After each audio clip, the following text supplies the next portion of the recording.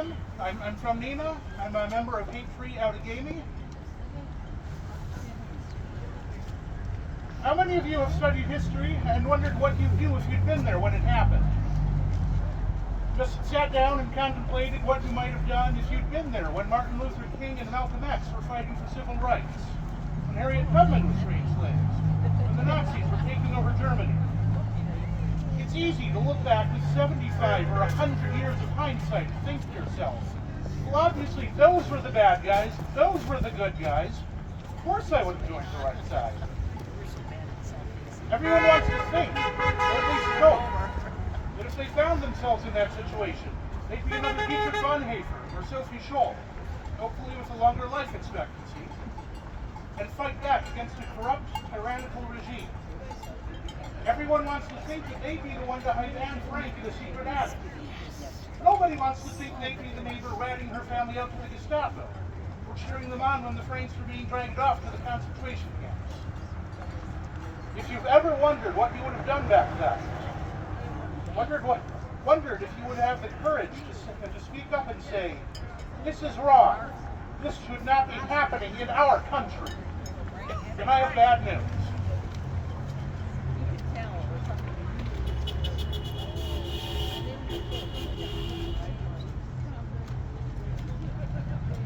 This is the year, the day, the hour when that question gets answered.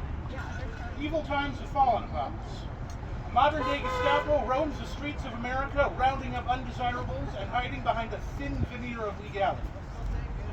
MAGA says they're just going after the immigrants who broke the law to get here, going after the absolute worst of the worst. And we know that's a lie. Most of the people kidnapped by ICE don't have criminal records. Most of the ones who do only have minor offenses on record. At this point, it's an accident if a murderer or drug trafficker gets caught. ICE keeps ambushing people as they show up for their immigration hearings. Shame! They've taken people who are at their citizenship ceremonies. They've locked up people who were born as American citizens. They've abducted members of Native American tribes. Just before the last election, Trump and Vance spread a blood libel about Haitian refugees, people here legally. They spread a lie about them kidnapping and eating pets. Tells immigrants vermin. Tells us that they're poisoning the blood of our country. MAGA has proven that they do not care about the difference between legal and illegal immigration. They believe the words immigrant, criminal, and illegal are pretty much interchangeable. ICE says they're working to make America safe.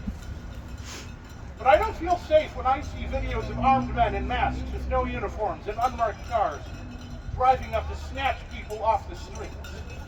I don't feel safe when I see them pointing guns at bystanders. The way they behave, we can't even trust that they're not human traffickers disguised as law enforcement so they won't be interfered with. Right.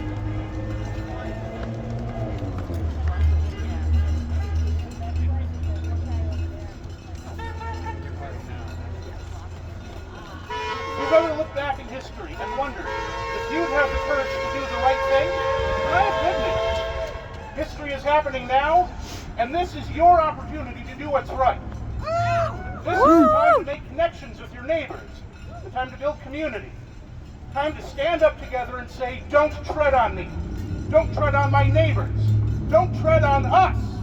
Time to find your voice and stand up for the basic human dignity of everyone around you.